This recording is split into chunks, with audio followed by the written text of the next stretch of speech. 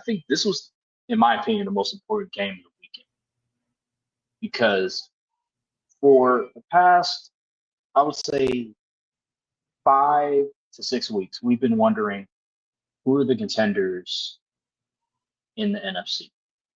I think we finally found our answer for who's the number one contender, and I think this game proved who's the number one team, who's the number two team, and they're in the same division. It just so happens that one team won, the other team lost. And the Rams, I think, proved they're the number one team with this performance. And I believe part of that is because pretty much the easiest indicator, and it's the quarterback position. One guy has Stafford, the other guy has Darnold. One guy didn't turn the ball over, the other guy turned the ball over 4 times. That's the game right there. What was your thoughts? Listen, this was a defensive struggle on all fronts, and the fact that the Seahawks, Sam Darnold threw 4 interceptions and they only lost by 2 points. That I know people know the moral victories and all that stuff, but that should be kind of encouraging because you went head to head with these dudes who you people have said are the best team in your conference, and you play that bad from an offensive standpoint, and you only lose by 2 points. You shouldn't have I wouldn't hang my head if I was a Seahawks fan. This is still a good team. That defense is legit. You held the Rams, and that offense only 21 points. They had Puka and Devontae Adams, and Matt Stafford only threw for 130 yards. So you can win. The Seahawks shouldn't be discouraged or anything about this. It's just any given Sunday, the Rams just play better. They won the turnover battle, and guess what? They won the game. That's pretty much all that happened. You win the turnover battle, win the game. That's a good point. So let me ask you this. How confident are you on the Rams on both sides of the ball? Ooh, Matt Stafford, man, he's a monster. I'm 8 out of 10 or higher on both ends. Only thing is, I know Emmanuel Forbes has been playing much better than he was in his tenure in Washington. That secondary still isn't elite by any means necessary. That front seven is doing a lot of work for the Rams, and it's making the back end look better by association, which isn't a bad thing because it's all about the trenches, like we was talking about before the show kicked off. But yes, if anything, the downfall for the Rams would be the secondary and or Sean McVay's situational play calling. Mm. Because there's no way, and I know the Seahawks defense is elite as well. There's no way you get 4 turnovers and walk away with only 21 points. Sure. Good point. I And also will some of say, them picks was in plus territory too.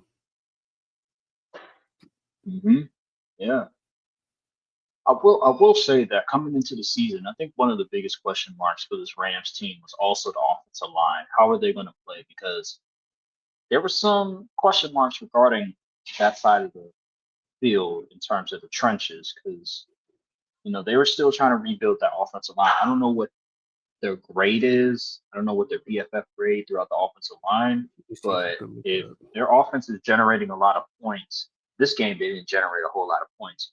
But as of recently, this offense has been very explosive. Puka Nakua has been sensational. I'm wondering what the offensive line is looking right now. If Sean McVay is just, I don't know, putting some makeup on it to make it look like the offensive line is good.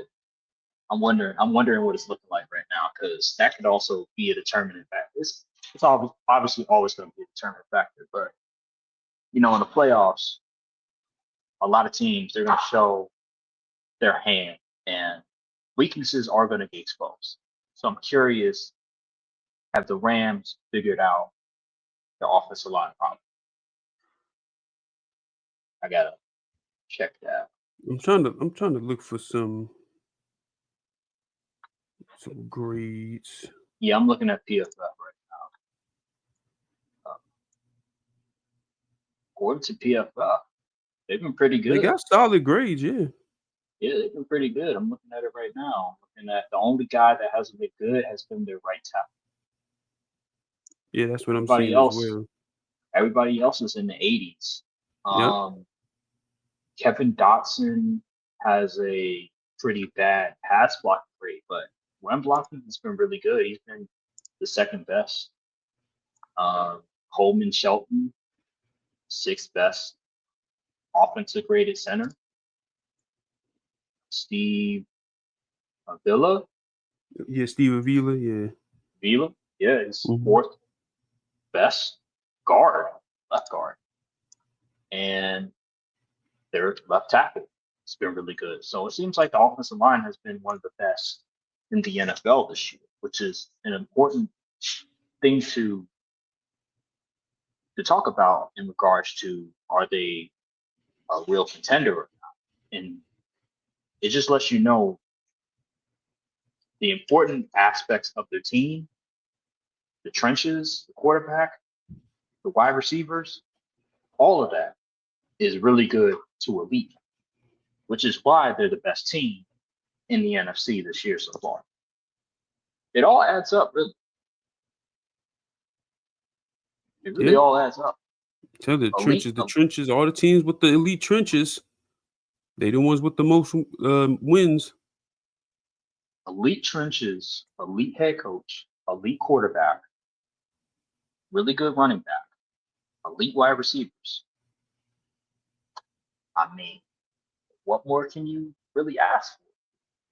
You can say, oh, if we had another corner here, there, but I'm just saying, like, the foundation is set. It makes sense why they're tied for the number one seed. They're the number two seed right now because of obviously conference record and that lost to Philly. But we all know just the eye test alone tells us who's the best.